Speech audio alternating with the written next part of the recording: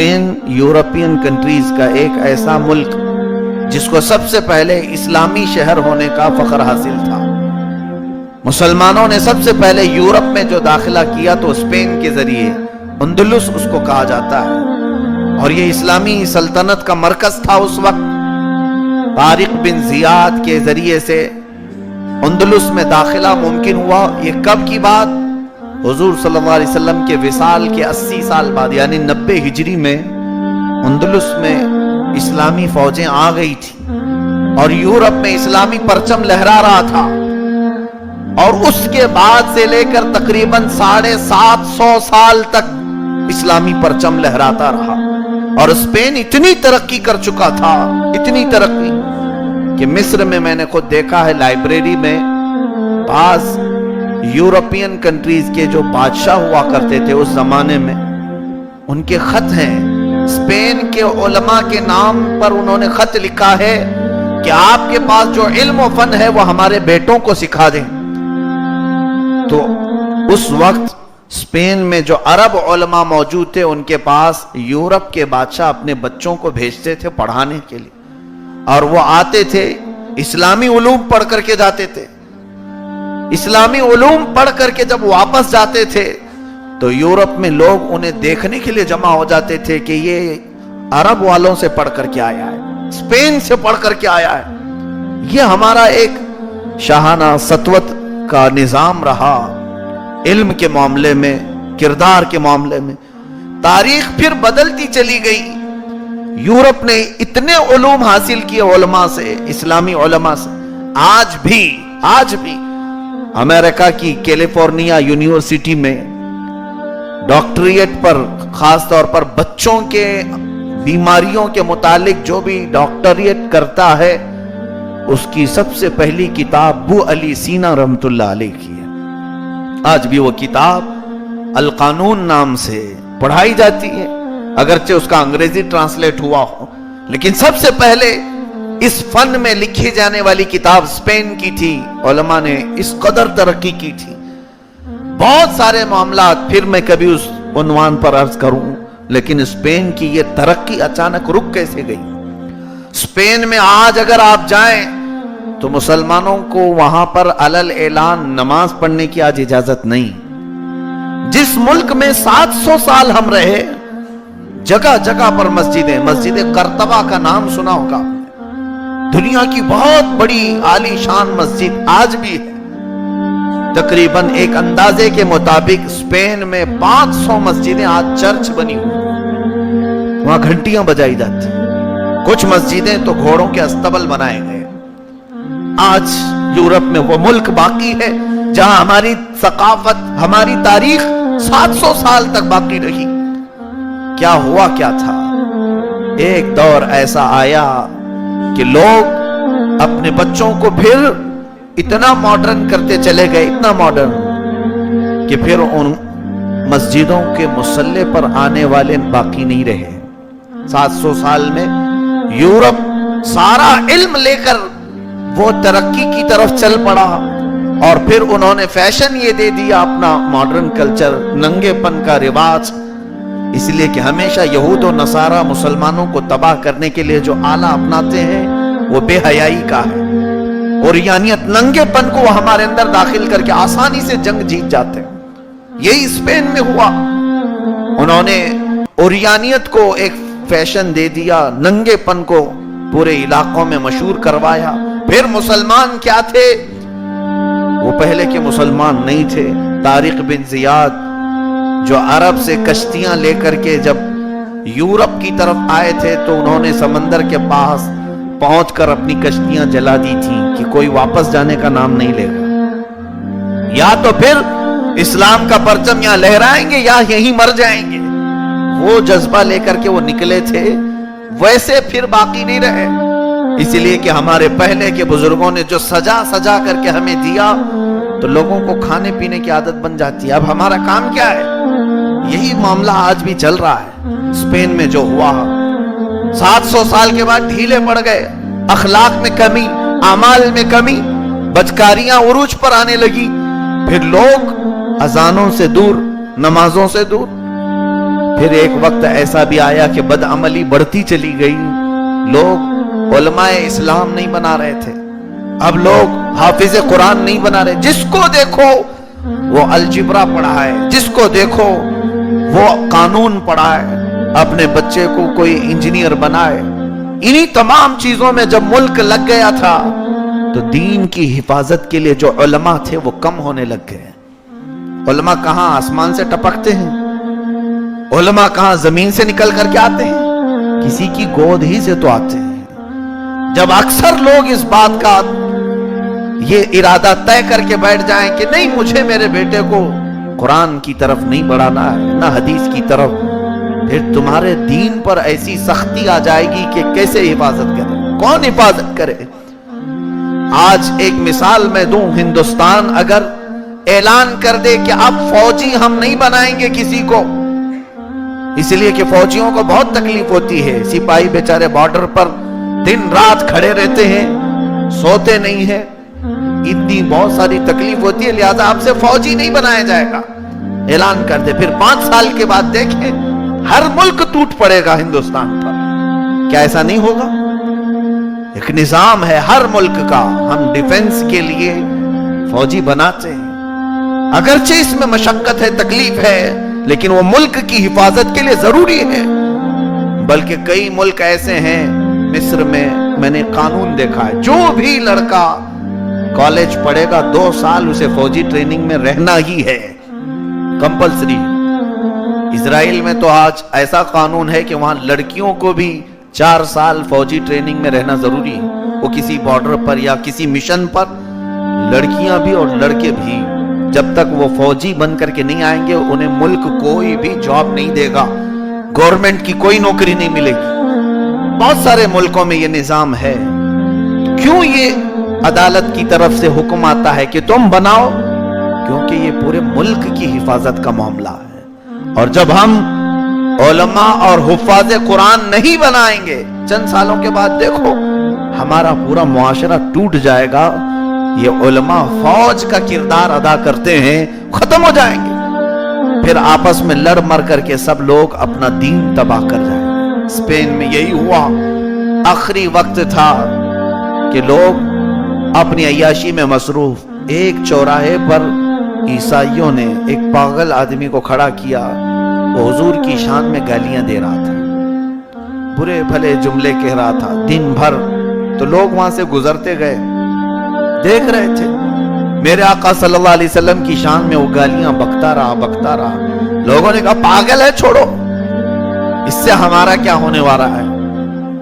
اس کی طرف سے بے اعتنائی، لاپرواہی برتتے گئے۔ 2 دن گزرے کہ عیسائیوں نے اعلان کیا کہ اب اسپین میں مسلمان مر چکے ہیں، لہذا ان کو یہاں سے خارج کر دیا جائے۔ پھر وہ قتل و غارت انہوں نے کی، وہ حملے کیے کہ جگہ جگہ سے مسلمانوں کو وہاں اسپین سے نکالا گیا، اور کتنے ہزار نہیں بلکہ کئی لاکھ مسلمانوں کو انہوں نے قتل کیا، ساری مسجدوں پر قبضہ۔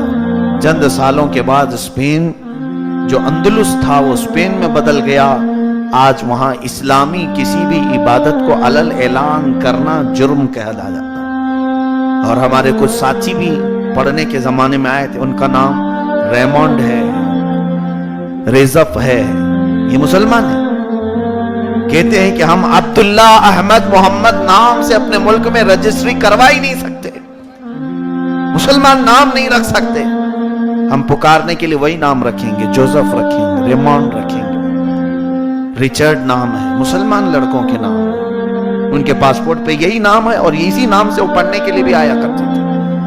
عزیزان گرامی، یہ 700 سالہ تاریخ ایسا منہدم کر دی گئی، کیسے؟ کون سی آخری چیز کفار و مشرکین نے ہمارے اندر دیکھی؟ وہ ٹرائل کرتے ہیں، وہ آزماتے ہیں کہ یہ جاگ رہے ہیں کہ نہیں جاگ رہے ہیں۔ اذانوں سے نہیں پتا چلتا ان کو کہ مسلمان جاگ رہے ہیں کہ نہیں، انہیں ہماری ٹوپیوں اور داڑیوں سے نہیں پتا چلتا، عید اور تہوار سے وہ نہیں ہمیں ناپتے، بلکہ ہمیں ناپنے کے لیے وہ سب سے پہلے حضور کی شان میں گستاخی کرتے ہیں، میرے آقا صلی اللہ علیہ وسلم کی عظمت پر حملہ کرتے ہیں، اور پھر دیکھتے ہیں مجمع کا کیا ریاکشن ہے۔ کیا ریئیکشن ہے، رد عمل کیا ہے؟ اور پورے جب لوگ خاموش بیٹھے ہیں تو وہ فیصلہ کرتے ہیں کہ ہاں اتنے لوگ مرے ہوئے ہیں، ان کے سامنے کچھ بھی بکو سب چل جائے گا۔ اور امام غزالی رحمت اللہ علیہ نے سچ فرمایا، فرماتے ہیں مسلمان قوم اپنے نبی کی عظمت پر ہونے والے گندے حملوں پر خاموش بیٹھی رہے تو سمجھ لو کہ ان کا ایمان ختم ہونے کو ہے، اور چند دنوں کے بعد انہیں وہ دن دیکھنا ہوگا کہ ان کی ماں اور بہنوں کو سر عام نیلام کیا جائے گا، وہ کچھ نہیں کر سکیں گے۔ جو قوم اپنے نبی کے نام پر برگشتہ نہیں ہوئی، بے قرار نہیں ہوئی، پھر وہ نہ اپنے ماں کے لیے اپنے باپ کے لیے بھی کبھی نہیں اٹھ سکے۔ اس لیے کہ مسلمان ہمارا دین محبت رسول پر قائم ہے، ہمارا رشتہ سب سے زیادہ مضبوط نبی کونین صلی اللہ علیہ وسلم سے ہے۔ کیا بات تھی صحابہ کرام کے ساتھ، کیا نہیں ہوا۔ حضرت یاسر رضی اللہ تعالیٰ عنہ ایک صحابی ہیں، ان کے باپ کا نام عمار ہے، ماں کا نام سمیہ ہے۔ مکہ میں عمار بن یاسر رضی اللہ تعالیٰ عنہ، حضرت عمار میں الٹا نام کہہ رہا تھا، یاسر حضرت سمیہ کے شوہر ہیں، عمار بیٹے ہیں۔ یہ تین لوگوں پر اتنا ظلم ہوا کہ تاریخ میں اس کی مثال نہیں ملتی۔ حضرت سمیہ بڑی عمر کی خاتون تھی، گھر گھر جا کر لوگوں کو اسلام کی دعوت دیتی تھی۔ حضرت یاسر یہ ہجرت کر کے آئے ہوئے تھے۔ ان دونوں کو اتنا مارا گیا تھا، بہت مارا گیا، یہاں تک کہ حضرت سمیہ کو ابو جہل نے پکڑ کر کے گھوڑے کی ٹانگوں سے باندھ دیا تھا۔ کیسے؟ حضرت سمیہ کے سامنے کے دونوں ہاتھ گھوڑے کے سامنے والے دونوں ٹانگوں سے باندھا، آپ کے دونوں پیر گھوڑے کے پیچھے کے دونوں پیروں سے باندھا، اور اس کے بعد گھوڑے کو دوڑایا۔ گھوڑا جب دوڑتا تھا تو ایک ایک ہڈی سرکتی تھی اور کٹ کٹ کی آوازیں ٹوٹنے کی آتی۔ حضرت سمیہ کو باندھ کر کے لوگ مذاق اڑا کر دیکھ رہے تھے۔ اس وقت عمار بھی وہاں تھے، ان کے بیٹے موجود تھے۔ یہ ظلم ایک صحابیہ پر اتنا ہوا کہ ان کی ہڈیاں بدن کی ٹوٹ گئی۔ گھوڑا دوڑتا دوڑتا جب قریب آیا، ابو جہل نے لوہے کے ایک نیزے سے آپ کی شرمگاہ کو مارا، جس سے وہ شہید ہو گئی۔ اسلام کی پہلی شہیدہ تھی سیدہ سمیہ رضی اللہ تعالیٰ عنہا۔ حضرت عمار کہتے ہیں وہ منظر میں کبھی نہیں بھول سکتا۔ اسی لیے جنگ بدر میں جب ابو جہل مارا گیا تھا، حضور نے پوچھا عمار کہاں ہے؟ بلایا گیا، حضرت عمار آئے، حضور نے فرمایا اے عمار دیکھ تیری ماں کے قاتل کا اللہ نے بدلہ لے لیا ہے، ابو جہل کو اللہ نے ذلیل کر کے مارا ہے۔ میں یہ بات اس لیے عرض کر رہا ہوں، وہ عمار جو اپنی ماں کی اس طرح دردناک موت کو اپنی آنکھوں سے دیکھ چکے، اور اپنے باپ کو حضرت یاسر کو کئی دنوں تک مکہ والوں نے لٹکا کر رکھا تھا، کئی دنوں تک لٹکا کر رکھا تھا، شروع میں ان کے بالوں سے لٹکاتے تھے، یہ ظلم دیکھ چکے، لیکن حضرت عمار یہ کڑوے گھونٹ پی کر رہ جاتے تھے، کڑوے گھونٹ پی کر رہ جاتے تھے۔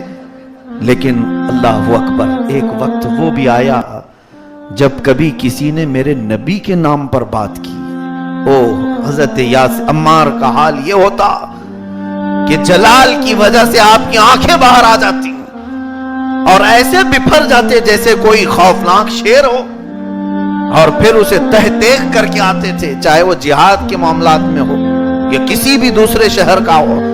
حضور کی شان میں اگر کوئی بک جاتا تو حضرت عمار خاموش بیٹھتے ہی نہیں تھے، اٹھ جاتے، کہتے اجازت دی جائے مجھے، ابھی میں اپنی تلوار سے اس کا مقابلہ کروں جس نے نبی کی ذات پر اپنی زبان دراز کی۔ یہ ہے صحابہ کی محبت، جن کی آنکھوں کے سامنے ان کی ماں کو دردناک شہادت دی گئی، باپ کو مار دیا گیا، وہ کڑوا گھونٹ تو پی کر رہ گئے، لیکن نبی کی ذات پر اگر کسی نے جملہ بھی کسا تو وہ خاموش نہیں بیٹھتے تھے۔ ایمان اسے کہتے ہیں۔ اس لیے وہ صحابہ جو کہتے تھے حضور کو فدا کا ابی و امی یا رسول اللہ، اے اللہ کے رسول میری ماں اور میرے باپ آپ پر قربان، تو وہ صرف جملے نہیں ہوتے تھے، وہ حقیقت ہوا کرتی تھی۔ ان کی زندگیاں پڑھیں آپ کہ انہوں نے اپنی زندگیوں میں اپنے ماں باپ پر آنے والی تکلیفوں کو سہ لیا، لیکن حضور کی عظمت پر کسی نے انگلی بھی اٹھایا تو اسے توڑ دیا۔ सैयदना अबू बकर सिद्दीक रज़ी अल्लाह ताला इनका हाल यही है कि आपके घर वालों पर कुफार मक्का ने बहुत जुल्म किया।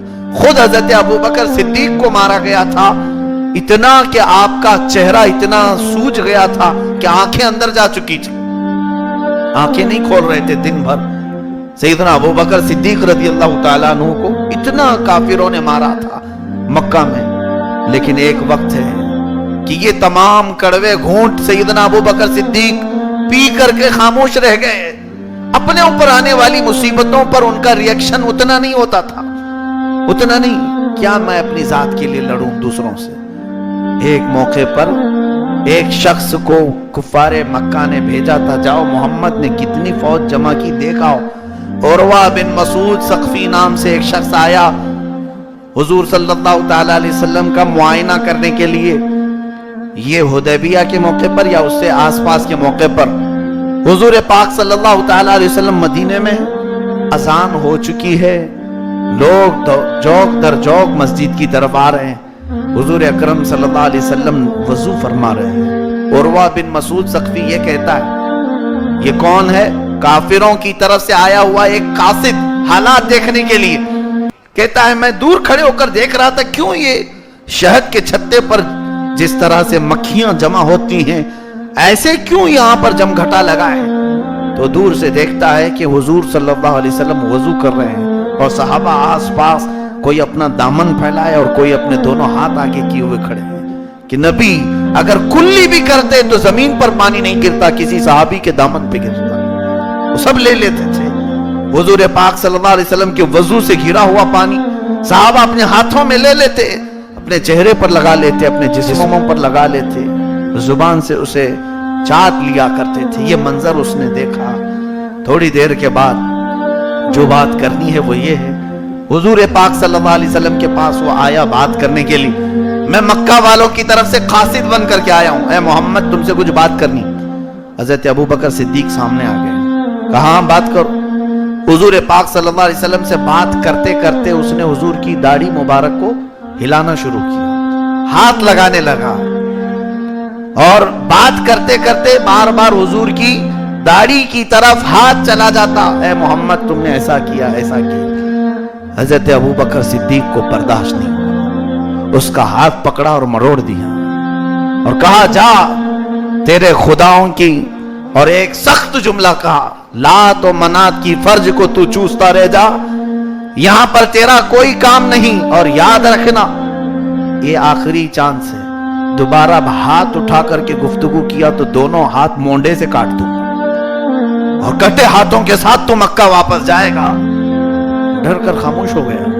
फिर दोबारा वो हाथ उठाए बगैर गुफ्तगू की मक्का वापस जाकर के कहा, लोगों, या फिर ये ईरान का कासिद था तो उसने वहां जाकर के कहा कि ऐ लोगों मोहम्मद से लड़ने का इरादा छोड़ दो। कहा क्यों?